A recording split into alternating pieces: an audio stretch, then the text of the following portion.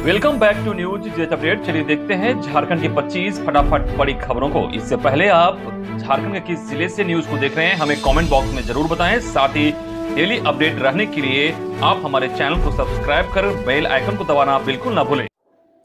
पहली बड़ी खबर, भारत की 15वीं राष्ट्रपति व पहली महिला आदिवासी राष्ट्रपति बनी द्रौपदी मुर्मू। झारखंड की पूर्व राज्यपाल व राजग उम्मीदवार द्रौपदी मुर्मू रायसीना की रेस में विपक्ष के उम्मीदवार व पूर्व केंद्रीय मंत्री यशवंत सिन्हा को हरा दिया है। मुर्मू को 540 और यशवंत को 208 सांसदों के वोट मिले, जबकि 15 वोट रद्द हो गए। इस तरह देश की न सिर्फ पहली महिला आदिवासी राष्ट्रपति मिली है, बल्कि सबसे कम उम्र की प्रेसिडेंट बनने वाली मुर्मू ही है। रायसीन की रेस में शामिल यशवंत सिन्हा 84 वर्ष के हैं, तो वहीं द्रौपदी मुर्मू 64 वर्ष की हैं। राजग प्रत्याशी द्रौपदी मुर्मू को कुल 4,83,299 मत मिले, वहीं विपक्ष के साझा उम्मीदवार यशवंत सिन्हा को 1,89,876 मत मिले। वहीं द्रौपदी मुर्मू के राष्ट्रपति बनने पर 5 रिकॉर्ड बनेंगे। पहला कि देश के सर्वोच्च संवैधानिक पद तक पहुंचने वाली पहली आदिवासी महिला बनेगी। दूसरा, मुर्मू पहली राष्ट्रपति होगी जो आज़ादी के बाद देश में पैदा हुई है। द्रौपदी मुर्मू का जन्म 20 जून 1958 को हुआ था। वही सबसे युवा राष्ट्रपति बनने का खिताब भी मुर्मू के नाम हो जाएगा। इससे पहले नीलम संजीव रेड्डी जब राष्ट्रपति बने और उनकी उम्र 64 साल 2 महीने और 6 दिन थी, वहीं मुर्मू की उम्र 25 जुलाई 2022 को पद संभालने के समय 64 साल 1 महीना और 8 दिन होगी। ऐसा पहली बार होगा जब किसी समय पार्षद रह चुका कोई व्यक्ति भारत में राष्ट्रपति पद तक पहुंचेगा। द्रौपदी मुर्मू ने 1997 में रायरंगपुर नगर पंचायत बनी थी। वहीं द्रौपदी मुर्मू की जीत के साथ ही उड़ीसा का नाम भी उन राज्यों में शामिल हो जाएगा जहां से कोई राष्ट्रपति बनेगा। इधर द्रौपदी मुर्मू ने जीता राष्ट्रपति का चुनाव, पीएम नरेंद्र मोदी ने घर जाकर दी बधाई। प्रधानमंत्री नरेंद्र मोदी, गृह मंत्री अमित शाह और भारतीय जनता पार्टी के राष्ट्रीय अध्यक्ष जगत प्रकाश नड्डा समेत केंद्रीय मंत्रियों, राज्यों के मुख्यमंत्रियों एवं अलग अलग राजनीतिक दलों के नेताओं ने उन्हें जीत की बधाई दी। द्रौपदी मुर्मू के खिलाफ चुनाव लड़ने वाले यशवंत सिन्हा ने भी उन्हें जीत की बधाई दी है। इधर झारखंड के मुख्यमंत्री हेमंत सोरेन ने भी द्रौपदी मुर्मू को जीत की बधाई दी।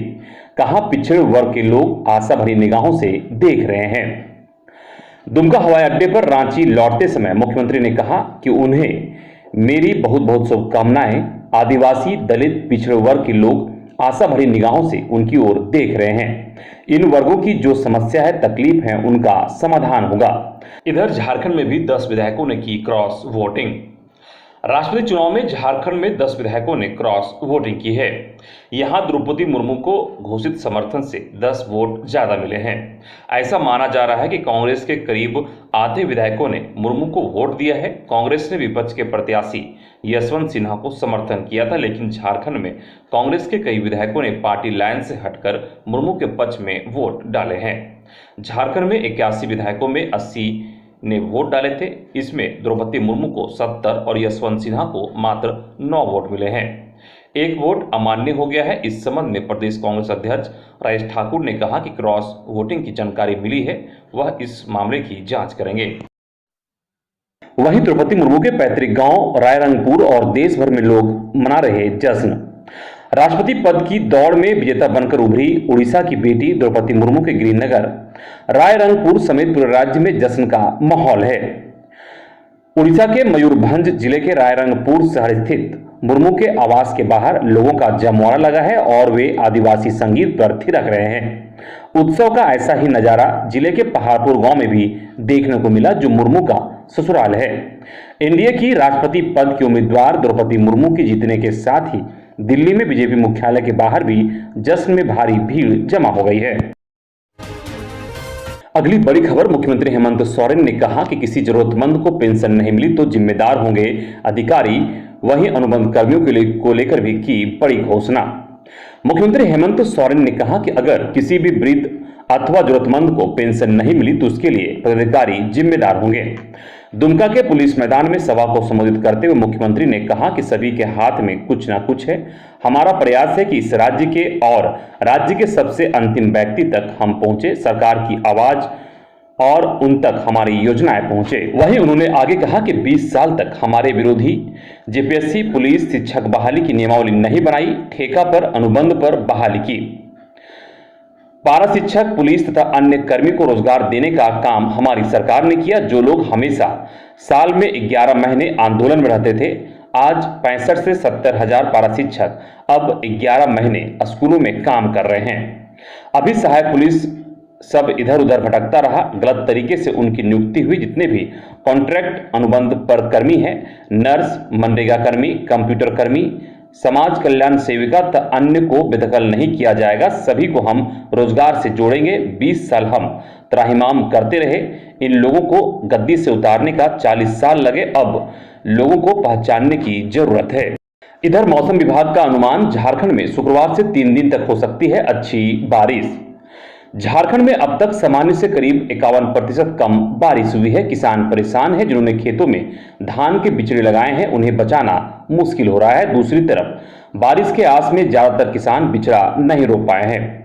मौसम केंद्र रांची के मुताबिक बादलों का मिजाज बदलता दिख रहा है। झारखंड और आसपास के क्षेत्रों में साइक्लोनिक सर्कुलेशन फैला हुआ है, जो जमशेदपुर होते हुए गुजर रहा है।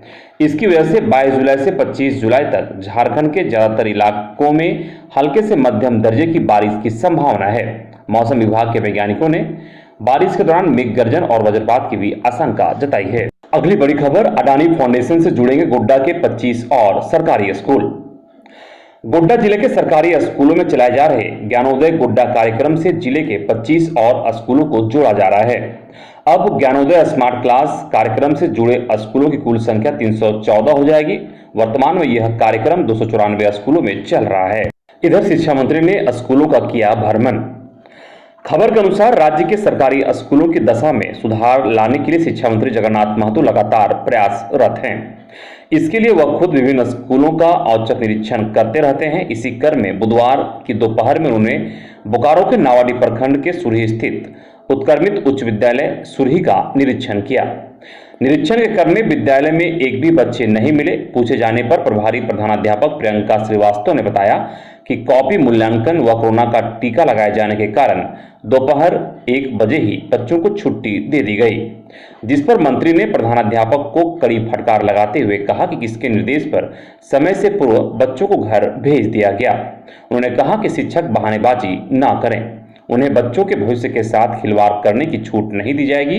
वहीं मुखिया विश्वनाथ महतो को विद्यालय निरीक्षण समय समय पर करने को कहा और लापरवाही बरतने वाले शिक्षकों की हाजिरी काटने को कहा। इधर राज्य के मॉडल स्कूलों में नियुक्त होंगे 979 शिक्षक। राज्य के 89 मॉडल स्कूलों में 979 शिक्षक और 267 प्रयोगशाला सहायक के पद पर अस्थायी नियुक्ति होनी है। इसके लिए स्कूली शिक्षा व साक्षरता विभाग कार्मिक विभाग को अधियाचना भेज रहा है। कार्मिक विभाग से झारखंड कर्मचारी चयन आयोग को अधियाचना भेजा जाएगा। वर्तमान में मॉडल स्कूलों में घंटी 130 आधारित शिक्षक कार्यरत हैं। इनके अलावा प्रतिनियुक्ति पर शिक्षक कार्यरत हैं। इन स्कूलों में अंग्रेजी माध्यम से ही पढ़ाई होती है। वहीं मॉडल स्कूलों के विद्यार्थियों को भी मिलेगी साइकिल। झारखंड के मॉडल स्कूलों में पढ़ने वाले छात्र छात्राओं को साइकिल दी जाएगी। 6ठी क्लास में नामांकन के साथ छात्र छात्राओं को साइकिल देने का निर्णय लिया गया है। वहीं राज्य के 89 मॉडल स्कूलों में 20 स्कूलों में छात्रावास बनाने की भी मंजूरी मिल गई है। मुख्यमंत्री हेमंत सोरेन ने इस पर अपनी सहमति प्रदान कर दी है। स्कूली शिक्षा व साक्षरता विभाग ने मॉडल स्कूलों के छात्र छात्राओं के लिए ई रिक्शा या वैन चलाने का प्रस्ताव मुख्यमंत्री को भेजा था। इस पर तकनीकी समस्या का हवाला देते हुए इसे फिलहाल स्थगित कर दिया गया। इधर मुख्यमंत्री हेमंत सोरेन राज्य की समृद्ध पर्यटन को बढ़ावा देने के लिए शनिवार को दिल्ली में झारखंड पर्यटन नीति 2022 का शुभारंभ करेंगे। इसकी मेजबानी पर्यटन, कला संस्कृति, खेल और युवा मामले विभाग, झारखंड सरकार, federation of Indian chambers of commerce and industry करेगा। नीति के तहत वीकेंड गेटवे के साथ धार्मिक, इको एडवेंचर, वेलनेस, रूरल और माइनिंग टूरिज्म को बढ़ावा देने पर सरकार का ध्यान केंद्रित होगा। अगली खबर, मुख्यमंत्री हेमंत सोरेन ने अपने स्कूल में किया स्मार्ट क्लास का उद्घाटन, याद किए बचपन के दिन। झारखंड के मुख्यमंत्री हेमंत सोरेन ने दुमका के जामा प्रखंड गुहियाजोरी गांव स्थित संत जोसेफ उच्च विद्यालय में स्मार्ट क्लास का उद्घाटन किया। यह वही विद्यालय है जहां मुख्यमंत्री हेमंत सोरेन ने शिक्षा ग्रहण की थी। ऐसे में अपने विद्यालय आकर सीएम काफी प्रसन्न में नजर आए। वहीं सीएम ने छात्रों से भी बात की। इधर पलामू में जेवर व्यवसायी के बेटे व कर्मी का अपहरण। पलामू जिले से छतरपुर शहर में स्थित राजा ज्वेलर्स के मालिक राजा सोनी के पुत्र और एक कर्मचारी का अपहरण कर लिया गया है। दोनों की रिहाई के बदले 10 लाख की फिरौती मांगी गई है। घटना की पुष्टि करते हुए थाना प्रभारी ने कहा कि पुलिस ने मामले की जांच शुरू कर दी है। पुलिस मोबाइल लोकेशन के आधार पर अपहरणकर्ताओं का पीछा करने का प्रयास कर रही है। छतरपुर के सुनार मोहल्ला निवासी राजा सोनी के भाई सतेंद्र ने बताया कि गुरुवार शाम करीब 6:30 बजे उनका 25 वर्षीय भतीजा कुंदन और स्टाफ अक्षय राम सरायडी रोड में मंदैया नदी की ओर घूमने निकले थे। अक्षय छतरपुर के मनपुर मोहल्ले का है। आधे घंटे के बाद कुंदन के मोबाइल से फोन आया कि आपके बेटे और स्टाफ का अपहरण कर लिया गया है। अगली बड़ी खबर, सीबीआई ने रूपा तिर्की मामले की जांच पूरी की, जल्द दाखिल किया जाएगा चार्जशीट। केंद्रीय जांच एजेंसी सीबीआई ने रूपा तिर्की मामले में अपनी जांच पूरी कर ली है। साहेबगंज में पदस्थापित सब इंस्पेक्टर रूपा तिर्की की हत्या मामले में अब सीबीआई की तरफ से विशेष न्यायालय में चार्जशीट फाइल किया जाएगा। सीबीआई की तरफ से अगस्त के पहले सप्ताह में चार्जशीट फाइल करने की तैयारी की जा रही है। इस मामले में पंकज मिश्रा के सहयोगी डहू यादव की संलिप्तता भी थी। जानकारी के अनुसार प्रवर्तन निदेशालय की तरफ से ईडी ने न्यायिक हिरासत में ले लिया है। डहू यादव से अवैध खनन मामले में ईडी पूछताछ कर रही है। रूपा तिर्की की मां पद्मावती उरायन ने पंकज मिश्रा, डहू यादव और अन्य पर उनकी बेटी की हत्या करने का आरोप लगाया था। इधर झारखंड हाईकोर्ट ने 2018 में खूंटी के चर्चित कुचांग गैंग रेप मामले के 2 सजायाफ्ता जॉन जोनस टुडू, बलराम समद को कोई राहत नहीं दी है। मामले की सुनवाई न्यायमूर्ति रंगन मुखोपाध्याय की अध्यक्षता वाली खंडपीठ में हुई। बता कि खूंटी के सिविल कोर्ट ने 17 मई 2019 को आरोपी को गैंगरेप मामले में आजीवन कारावास की सजा सुनाई थी। इस सजा को उन्होंने झारखंड हाई कोर्ट में चुनौती देते हुए जमानत की गुहार अदालत से लगाई थी। मामले की अगर बात करें तो 2018 जून महीने में खूंटी जिले में 5 लड़कियों को अगवा कर उनके साथ गैंगरेप किया गया था। एक एनजीओ से जुड़ी 5 महिलाएं कुचांग गांव में जागरूकता अभियान के तहत नुक्कड़ नाटक करने गई थी। उस दौरान उन्हें अगवा कर गैंगरेप किया गया था। इधर कांस्टेबल भर्ती नियमावली मामले में सुनवाई 10 अगस्त को होगी। झारखंड हाईकोर्ट में गुरुवार को chief justice doctor Ravi Ranjan व जस्टिस एसएन प्रसाद की खंडपीठ में कांस्टेबल भर्ती नियमावली को चुनौती देने वाली याचिका पर आंशिक सुनवाई हुई। अदालत ने इस मामले में विस्तृत सुनवाई के लिए 10 अगस्त की तिथि निर्धारित की है। इस संबंध में सुनील टुडू सहित 50 याचिकाएं अदालत में दाखिल की गई है। याचिका में कहा गया है कि वर्ष 2015 में जेएसएससी ने विज्ञापन जारी किया था। प्रक्रिया पूरी करते हुए पूरे राज्य में 6800 कांस्टेबल की भर्ती की गई। नियुक्ति के लिए राज्य सरकार ने नई नियमावली बनाई थी। इसमें पुलिस मैनुअल का पालन नहीं किया गया है, इसलिए नियुक्ति नियमावली को रद्द किया जाए। हालांकि पूर्व में अदालत ने इस मामले में सुनवाई के दौरान कहा है कि अदालत के अंतिम आदेश की नियुक्ति प्रक्रिया प्रभावित होगी। इसी शर्त के साथ सभी कांस्टेबल को नियुक्ति पत्र दिया गया है। इधर ईडी को अंदेशा, एक दिन में 40 लाख की कमाई करते थे मुख्यमंत्री हेमंत सोरेन के विधायक प्रतिनिधि पंकज मिश्रा। बरहेट विधायक प्रतिनिधि पंकज मिश्रा को रिमांड पर लेने के बाद ईडी ने विस्तृत पूछताछ शुरू कर दी है। अवैध खनन व टेंडर मैनेज करने से जुड़े केस में गिरफ्तारी के बाद ईडी ने पंकज मिश्रा को 6 दिनों पर रिमांड पर लिया है। ईडी को अंदेशा है कि हाल के दिनों में अवैध खनन समेत कई अन्य तरह के अवैध कारोबार को संरक्षण देकर पंकज मिश्रा एक दिन में 40 लाख से अधिक की अवैध कमाई करते थे। ईडी को अंदेशा है कि पंकज मिश्रा अकेले ही 100 करोड़ से अधिक की अवैध कमाई की है।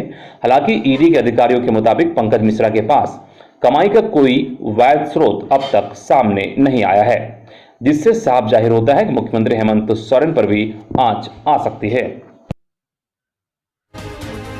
इधर स्कूली शिक्षा एवं साक्षरता विभाग ने धनबाद डीओ समेत 6 के वेतन पर लगाई रोक। स्कूली शिक्षा एवं साक्षरता विभाग ने राज्य के 6 जिलों के जिला शिक्षा पदाधिकारी के वेतन भुगतान पर रोक लगा दिया है।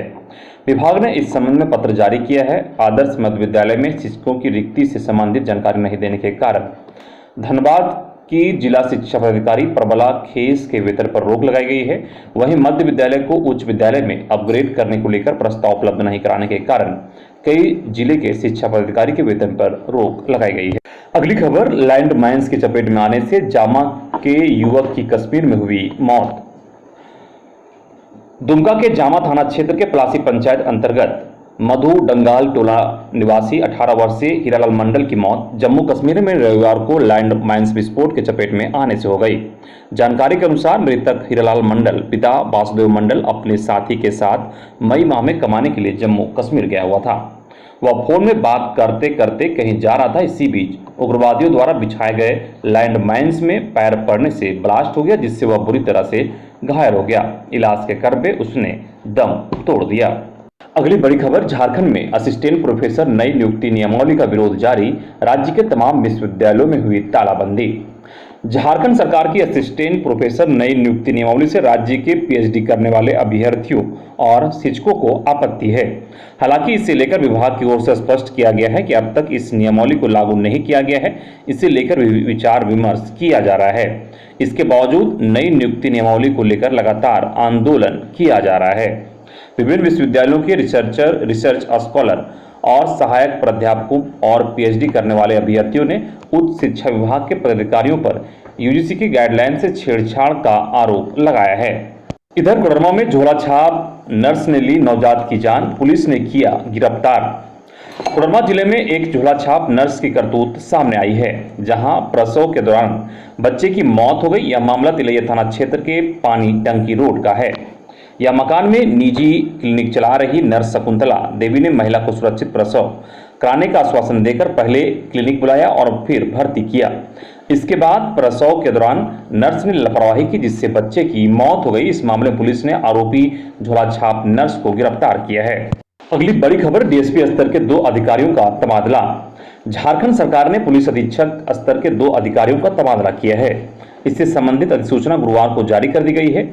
एसटीएफ डीएसपी रांची के पद पर पदस्थापित आलोक रंजन को डीएसपी सीसीआर देवघर बनाया गया है। वहीं डीएसपी राजमहल के पद पर पदस्थापित अरविंद कुमार सिंह को डीएसपी एसीबी रांची के पद पर पदस्थापित किया गया। अगली खबर, बाइक और ट्रक के बीच टक्कर, हादसे में 2 युवकों की मौके पर ही मौत।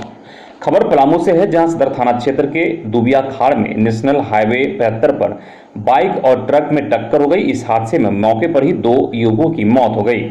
जानकारी मिलने के बाद सदर थाना की पुलिस मौके पर पहुंची और मामले की छानबीन की। जानकारी के मुताबिक पुलिस ने दोनों शवों को कब्जे में लेकर पोस्टमार्टम के लिए एमएमसीएच में भेज दिया है। मृतक युवकों में एक की पहचान सदर थाना क्षेत्र के रहने वाले जोसेफ के रूप में हुई है।